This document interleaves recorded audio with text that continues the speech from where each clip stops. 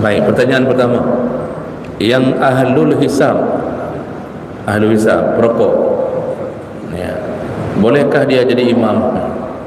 Ini merokok ni hukum merokok apa? Kalau kita buka literatur fatwanya para ulama, merokok ni bicara di antara dua hukum yang paling banyak dibicarakan. Yang pertama, mengharamkan dengan dalil dilarang untuk membinasakan diri sendiri. Jadi wala tuhliku anfusakum ila tahlukah, jangan engkau membinasakan dirimu sendiri. Maka sebagian ulama mengatakan rokok itu haram. Negara-negara sebagian mengharamkan. Negara Arab hampir semuanya mengharamkan rokok. Di Asia, Brunei mengharamkan rokok. Malaysia fatwanya haram, walaupun merokok masih ada. Nah, kemudian hukum kedua yang paling banyak divonis oleh fatwa para ulama, merokok itu makruh. Ya, makruh, tidak disukai. Dan memang saya sudah pernah bilang, indikasinya memang tidak ada kebaikan dalam merokok. Paling yang reman sangat. Habis itu orang mengatakan itu menyuhana ada merokok. Saya kalau tidak merokok, tidak ngecas, kepala saya tidak cas. Ini kan alasan pribadi, Pak. Tapi coba lihat, merokok itu kalau dimakruhkan pun cocok. Kenapa? Banyak kemudaratannya. Kalau merokok itu baik, nak mungkin pesantren-pesantren mengharamkan rokok bagi santri. Walaupun di pesantren itu gurunya merokok, yang santri tetap diharamkan merokok. Yang merokok cukur rambut macam-macam, itu menunjukkan naluri ini ingin mengatakan rokok itu tidak baik ya nak. Biar kami yang guru aja yang melakukan yang tidak baik ini. Kan aneh juga, Pak. Guru merokok mandum, dia Nabi larang merokok. Nah, kalau merokok itu baik, maka pasti orang waktu merokok itu baca bismillah, Pak. Sekarang coba Bapak tunjukkan siapa yang pernah Bapak dengar orang merokok baca bismillah. Nanti gepik rokok bismillah. Gepik rokok bismillah. Tak ada peken hanruh teken bismillah. Karena kedepanya memang ken barang yang bukan makanan yang baik dan bukan minuman yang baik. Ya. Kalau merokok itu baik, maka banyak perempuan atau isteri yang berharap suaminya merokok. Tapi yang terjadi apa? Banyak perempuan mengatakan nana merokok, mana merokok baik nak lamar lu, hang terima. Banyak yang mengatakan baru ku terima lamaranmu kalau engkau berhenti merokok. Itu perempuan-perempuan yang menikah dengan laki-laki perokok kan sama seperti menikah dengan asbab rokok. Dumho gaih mubay rokok. Jadi dari berbagai sisi merokok itu memang tidak baik. Kalau tanya ke doktor, jawabannya telak bahwa memang tidak baik, merusak kesihatan macam-macam. Maka merokok itu makruh di sisi sebahagian ulama. Jadi paling banyak jawaban itu antara haram dan makruh. Mubah itu sedikit yang mengatakan mubah. Itu pun karena melihat kondisi seseorang tidak ada masalah apa-apa segala macam. Kalau sudah begitu, kalau seorang perokok jadi imam dengan melihat hukum-hukum merokok, maka apakah dia termasuk imam yang dimakruhkan? Jawabannya ya. Imam yang ahli rokok, ahli hisab, itu tidak baik untuk jadi imam, karena ada perbuatan pada dia yang tidak taat pada agama. Pak, orang saleh itu yang haram dia hindari, dia jauhi, yang makruh dia hindari. Orang saleh itu yang haram dijauhi, yang makruh dihindari. Nyan makruh, oh long baik, nyan baik. Begitu sifat orang saleh. Maka juga tidak layak jadi imam kalau masih tegak dan anak gedang-gedang bak buatnya. Begitu mak. Nyojit baik dah pasang imam yang ahli rukuk. Apa tadi pertanyaan terakhir? Hana imam lain. Jadi kita ni dah nunggu sesama kita tidak ada imam lain. Lalu kita tunjuklah seseorang. Dia kurang mampu, tapi yang sesama yang paling tidak mampu ada dia sedikit yang mampu. Bolehkah jadi imam? Boleh. Karena Pak, dalam konsep solat, mengimami orang yang sesama tidak mampu boleh. Dibolehkan. Misal ada orang yang tak mampu baca Quran dengan baik, dibolehkan jadi imam. Syaratnya di belakangnya lebih parah lagi daripada dia. Makanya anak-anak itu mengimami sesama anak-anak memang hancur-hancuran, silakan, tak ada masalah. Jadi itu masih boleh. Cuma tetap bacaan rukun qauli tetap itu wajib dijaga. Jadi paling kurang walaupun tak mampu, tapi Al-Fatihah betul, walaupun tak bagus. Yang lain-lain memang kurang, tapi Al-Fatihah, baca salawat, baca tahiyatnya harus betul. Baik, yang tak boleh bagaimana? Kita yang mampu berdiri di belakang imam yang tak mampu, itu tak boleh. Tak boleh kita yang mampu berdiri di belakang imam yang mampu, tak boleh. Pekerjaan laki-laki yang direbut oleh perempuan. Memang ini perempuan ni sudah merebut pekerjaan laki-laki, sebenarnya mereka melawan kodrat. Karena dalam Al-Quran itu perempuan itu memang pada sebenarnya takdir yang ditentukan Allah itu adalah duduk di rumah, mengabdi, berkhidmat kepada suaminya. Jadi menunggu apa yang dibawa pulang oleh suaminya. Begitu kehidupan yang dibawa oleh Nabi, para sahabat dan tabi'in dan seterusnya. Namun keadaan modern menyebabkan berubahnya zaman, berubah cara berfikir. Lalu perempuan ingin juga mencari nafkah untuk menghidupi dirinya sendiri. Ini memang perubahan ini tidak bisa disebut dengan dosa secara mutlak selama si perempuan ketika bekerja menutup auratnya, tidak menimbulkan fitnah dan bekerja di tempat yang halal. Jadi tidak bisa disebut dengan pekerjaan yang haram. Cuma tetap karena melawan fitrah berefek, Pak. Ini contoh, Pak. Isteri kerja, suami kerja. Ini kan sebenarnya melawan fitrah. Seharusnya perempuan di rumah tunggu suami pulang, siapkan teh manis, siapkan roti kongguan, lalu kemudian pelihara anak-anak di rumah. Itu kan nasibnya sebenarnya, dan dia dapat uang dari suaminya yang lelah. Cuma kadang isteri juga kerja, suami kerja, yang terbengkalai anak-anak. Dia tidak dapatkan ibunya sebagai pengasuhnya, jadi diasuh oleh pembantu. Efek berikutnya, suami pun tidak mendapatkan pelayanan yang sempurna. Jadi pulang itu tidak ada yang melayaninya seperti harapan. Misal sama-sama sudah sama-sama capek, Pak. Akhirnya beli nasi bungkus setiap hari. Suami beli nasi bungkus di warung seorang janda. Akhirnya suami itu terpincut dengan janda itu. Itu kenapa? Karena melawan takdir. Gitu. Belum lagi efek paling besar, kita dapatkan berita berapa hari yang lalu, Pak, hampir semua perempuan yang lulus PNS, lulus P3K menggugat cerai suami. Kenapa? Karena sudah merasa tidak perlu laki-laki, sudah punya penghasilan sendiri. Jadi kalau begitu, ini pekerjaan-pekerjaan dari seorang perempuan menjadi pemain bola itu memang sudah haram. Menjadi petinju beratlah haram, Pak. Dicipta sama Allah cantik-cantik, lembut-lembut, jadi petinju. Kena tumbuk 2 kali jadi laki. Lalu jadi supir, ngapain jadi supir? Supir itu kan dibentak-bentak sama penumpangnya, disetop sama begal. Kan hanabut minta abut. Jadi seharusnya bagaimana? Ya duduk di rumah. Oh tapi enggak, kami perlu uang. Ya tunggulah, berdoalah supaya dapat suami kaya. Sederhana. Tidak ada suami tetap ditanggung sama ayahnya. Meninggal suami yang kaya, cari lagi suami baru yang kaya lagi. Apa susahnya hidup? Perempuan itu masuk surga cukup dengan di rumahnya. Ya cuma begitulah keadaan hari ini, Pak. Cuma kalaupun harus bekerja, jangan lawan syariat. Itu masih halal dia kerja dan izin dari suami. Makan sambil jongkok dibolehkan di saat kita menghindari berdiri. Misal kita ni mau minum, lalu kita jongkok sebentar, itu dibolehkan. Tapi kalau terus-terusan jongkok, tidak ada dosanya, cuma ada efek ambeien. Efeknya ambeien saja. Kalau dosa tidak, berdiri aja tidak dosa, apalagi jongkok.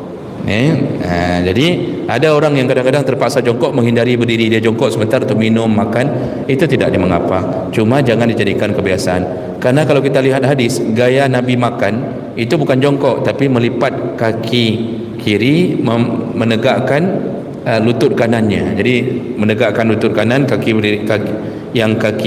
kiri dilipat ke paha. Begitu cara Nabi makan.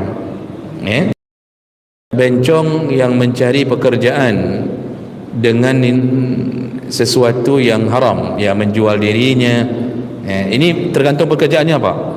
Kalau pekerjaan bencong, pangkas rambut, kasih make up, merias pengantin misal maksudnya, kalau itu tidak jatuh ke dalam pekerjaan yang haram, maka penghasilannya pun halal. Cuma kondisi dia membencong-bencongkan diri tetap dosa, cuma yang dia dapatkan itu tetap halal karena dia tidak mengambil pekerjaan yang haram. Ya. Tapi kalau pekerjaan bencong ini menjadi pelacur waria, ya, kerjanya melacur, maka hasilnya juga haram. Ya, pekerjaan yang haram itu menyebabkan hasilnya haram. Karena ada bencong, bang, dianya berdosa tetapi melakukan pekerjaan yang halal, maka hasilnya tetap halal, yang kebencongannya tetap dosa. Jadi dosanya hanya dari sisi membencong-bencongkan diri, bukan dari sisi keharaman dari hasilnya. Ada ayah atau ibu yang pingin anak laki-laki, rupanya yang dapat selalu perempuan. Jadi karena kerinduannya terhadap laki-laki, akhirnya anak perempuannya dididik seperti laki-laki. Disuruh pakai pakaian laki-laki, disuruh main bola, ya, disuruh loncat-loncat ke plafon, kemudian disuruh perbaiki genteng, disuruh buat listrik, ganti lampu, macam-macam. Badannya ni inang misal. Lalu akhirnya jadilah dia tomboy. Dia jadi tomboy, jadi laki-laki. Sampai terbawa kepada besarnya. Siapa yang salah? Orang tuanya telah mendidiknya dengan cara begitu, maka mereka mengambil dosa kalau anaknya menjadi bencong atau menjadi laki-laki karena keinginan orang tua. Maka orang tua mengambil andil dalam dosa anak. Apakah anaknya berdosa? Berdosa. Karena kita kan walaupun disuruh sama orang tua, kan ada batasan kita mulai berfikir dengan baik. Baligh adalah akal yang sudah diberi Allah dengan akal yang sehat. Ketika baligh, kita sudah tahu ini salah, ini jalan yang diinginkan ayah atau ibunya salah. Makanya dia, kalau dia meneruskan keinginan ayah dan ibunya setelah baligh, berarti anak ini telah memilih jalan hidupnya sendiri. Cuma seluruh dosa yang dia lakukan berikutnya juga ditanggung oleh ayah ibunya, karena ayah ibunya telah menunjukkan dia jalan yang buruk. Jadi misalnya begitu juga kan kalau ada anak laki-laki, karena rindunya kepada anak perempuan dibuat jadi perempuan-perempuanan. Ada yang bernazar dengan bertawassul di atas nama seseorang. Contohnya dia bernazar mengatakan kalau seandainya dia dapat rezeki maka dia akan sedekah sekian. Tapi dia kemudian menyambung dengan kalimat ini berkah atau berkat keramat Tengku Fulan. Apakah sah nazar seperti ini?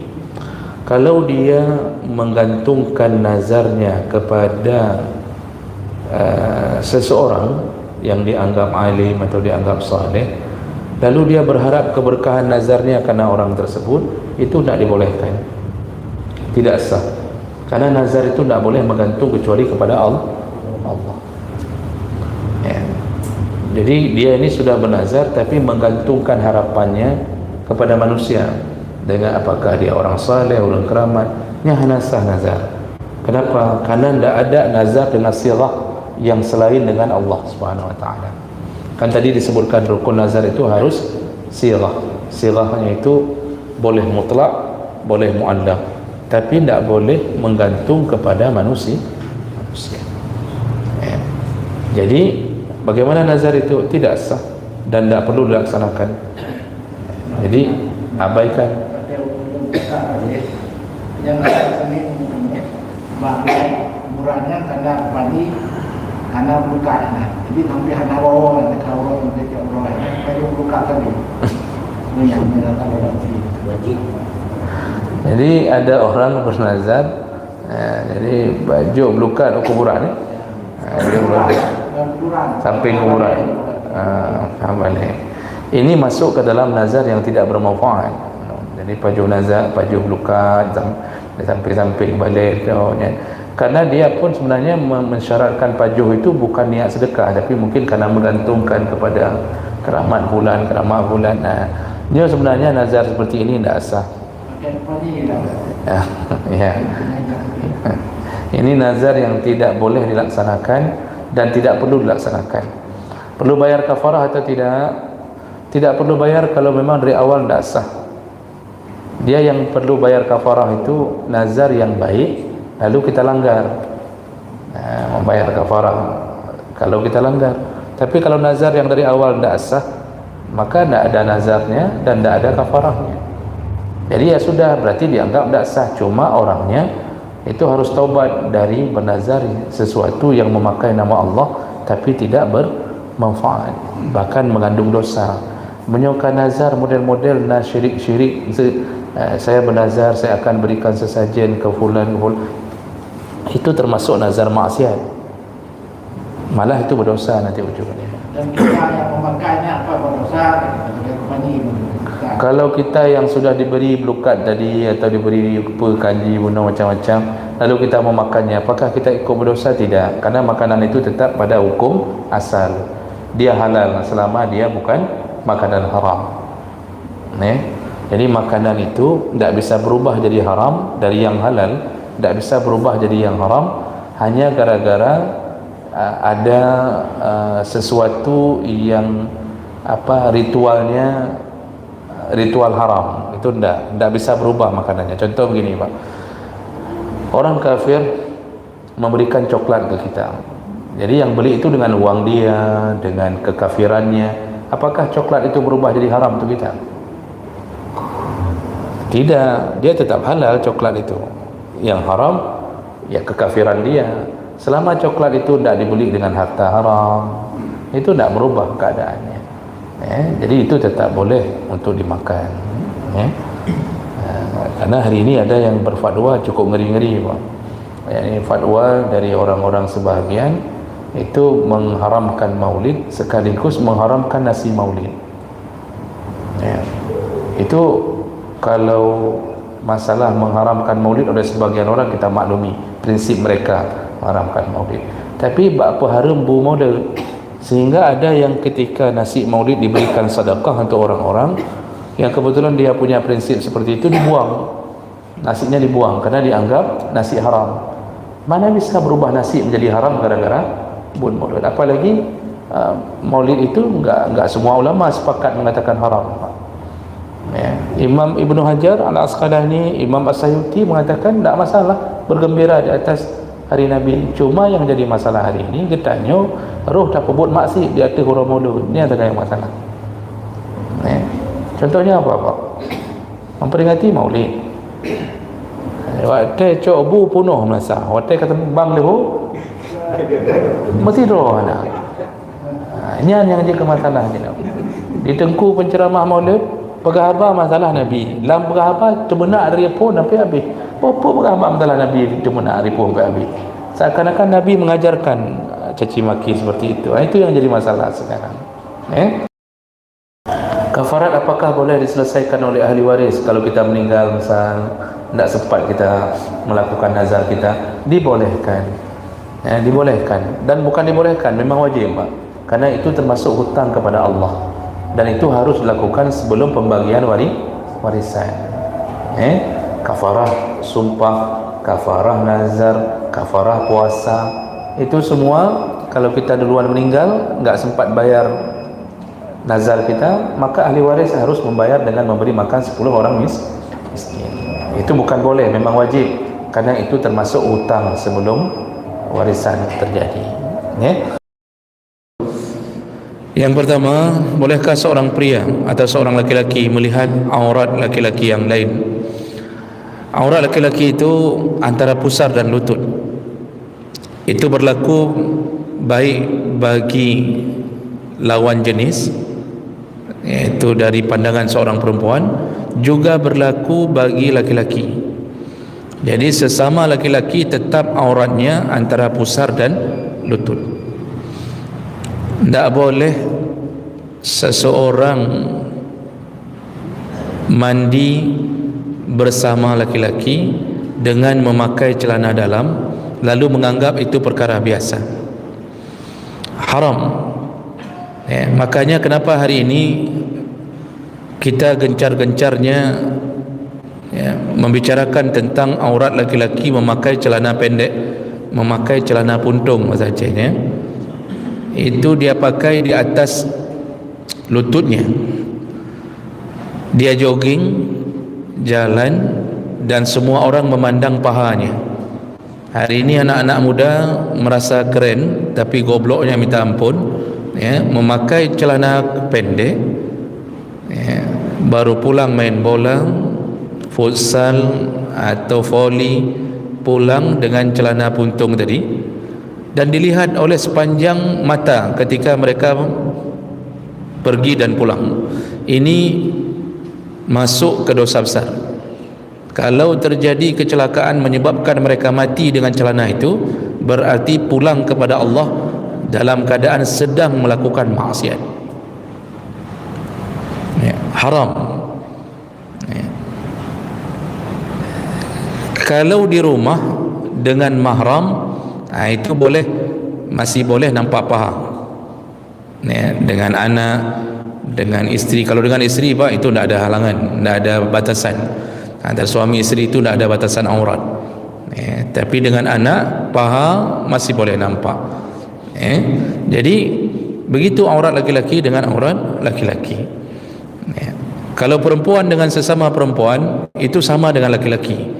Auratnya adalah antara pusar dan lutut, ya. Perempuan muslimah dengan sesama muslimah, auratnya antara pusar dan lutut. Nah, makanya misal berkumpul perempuan muslimah dengan perempuan muslimah yang lain, lalu kemudian ganti baju, kalau ada yang memberi ASI ke anaknya, itu tidak dianggap aurat. Yang penting mereka jaga antara pusar dan lutut. Tetapi kalau dengan perempuan kafir, seorang perempuan muslimah wajib menutup seluruh tubuhnya kecuali wajah dan kedua tapak tangannya, ya. Begitu. Kalau di rumah yang kira-kira biasa nampak, arti biasa nampak, ya, pakai baju daster, kemudian ibunya pakai mungkin agak di atas lutut sedikit, itu kalau dengan mahram sendiri masih dibolehkan, ya, selama tidak kelewatan. Nah, begitu pentingnya menjaga aurat, karena urusan aurat ni Pak, urusan dosa besar, bukan dosa kecil. Makanya pemain bola itu walaupun mereka menang berkali-kali, tetapi mereka juga telah melakukan dosa berkali-kali. Nah, kemudian bolehkah, pertanyaan kedua, bolehkah demi masuk ke atau mendaftar ke sebuah instansi lalu kemudian disyaratkan untuk melihat aurat, ya, disyaratkan untuk melihat aurat, apakah ditelanjangkan, dicek, ya, truk bak lebu dicek, sampai ke lebus pun dicek, ya. Jadi apakah ini dibolehkan? Bapak Ibu yang Allah muliakan, kita ini baru dimaklumi dalam syariat, ya. Sesuatu yang tak boleh menjadi boleh ketika mudarat, sampai pada tahap mudarat. Maka ada kaedah dalam fiqh, ad-daruratu tubihul mahdhurat. Semua perbuatan mudarat bisa menyebabkan yang halal pun, yang haram pun bisa dihalalkan, tapi tingkatannya sampai ke mudarat baru boleh, ya. Contoh paling banyak kita dapat, contoh yang paling sering kita dengar, kalau babi haram, maka ketika kita berada dalam satu kondisi tidak ada makanan lain, tiba-tiba yang lewat cuma babi, itu pun saya tidak tahu kenapa babi itu lewat di situ, kita dibolehkan memakannya sekedar bisa menguatkan sedikit untuk mencari makanan halal. Ketika tak ada minuman, kita terdampar satu tempat, tak ada minuman, yang tersisa yang kita dapatkan botol khamar, dibolehkan minum, cuma sekedar menjaga nyawa sedikit, lalu cari lagi yang halal, jadi mudarat karena hubungannya dengan nyawa. Jadi yang disebut mudarat itu adalah in lam taf'al tahlik, kalau engkau tidak melakukannya engkau binasa, artinya berhubungan dengan nyawa. Laki-laki tidak boleh lihat aurat perempuan, itu dasar hukumnya. Tapi dokter begitu ingin mengoperasi pasien perempuan dan tidak ada dokter perempuan yang mampu melakukannya, Yang ada cuma doktor laki-laki, dan dia harus mengoperasi pasiennya yang perempuan. Tidak ada jalan lain kecuali melihat auratnya, ya, apakah membelah dadanya, kemudian sampai ke auratnya, sampai ke kemaluannya. Dan tidak ada dokter perempuan lain yang mampu melakukannya, cuma dia. Dan nyawa harus diselamatkan. Di saat itulah yang haram tadi menjadi halal sementara. Setelah operasi tutup lagi. Jadi jangan pula jadi dokter bandot pula, setelah operasi pun masih melakukannya. Nah, itu contoh. Selain mudarat, tidak ada alasan boleh menampakkan aurat. Maka ditanya seperti tadi, bolehkah kita membiarkan aurat kita dilihat hanya demi untuk masuk ke satu instansi? Jawabannya tak boleh. Jadi kayak mana juga, ya jangan daftar ke situ kalau itu menjadi sebuah kewajiban. Ya, jadi dibuat syarat harus dilihat auratnya, harus telanjang atau begini-begini. Kalau sudah begitu, itu bukan mudarat karena tidak berhubungan dengan nyawa. Tapi ini kesempatan untuk menjadi PNS, untuk menjadi ini dan segala macam. Itu bukan mudarat, Pak. Rezeki itu cukup banyak tempat yang lain. Ya, itu bukan mudarat. Maka kalau ditanya, ya terpaksa, tidak ada pilihan lain, jawabannya tetap haram. Ya, jawabannya tetap haram. Tapi nanti kita taubat. Itu bukan taubat. Kita sudah sengaja menjerumuskan diri ke dalam ini. Kecuali dulu kita memang tak tahu itu. Kita tahu sampai ke situ hukumnya. Kalau sudah tahu, segera bertaubat. Jangan biarkan lagi anak-anak kita terjun ke dunia yang sama kalau syaratnya harus melihat aurat. Nah, ini haram. Apalagi misal contoh Pak paling parah, kalau yang ceknya laki-laki, pendaftarnya perempuan, jadi harus buka seluruh tubuh untuk melihat kondisi tubuh si perempuan. Ini ada masuk ke mudarat enggak? Ada hubungan dengan nyawa enggak? Enggak ada, cuma urusan cari rezeki, Pak. Itu tidak boleh. Enggak boleh. Jadi tidak ada jalan keluar lain kecuali menahan diri untuk tidak masuk ke dalam dunia yang wajib kita nampakkan aurat seperti itu. Nah, kira-kira begitu, Bapak. Dan itu perlu juga fungsi kita menjaga kita dan keluarga kita dari urusan itu.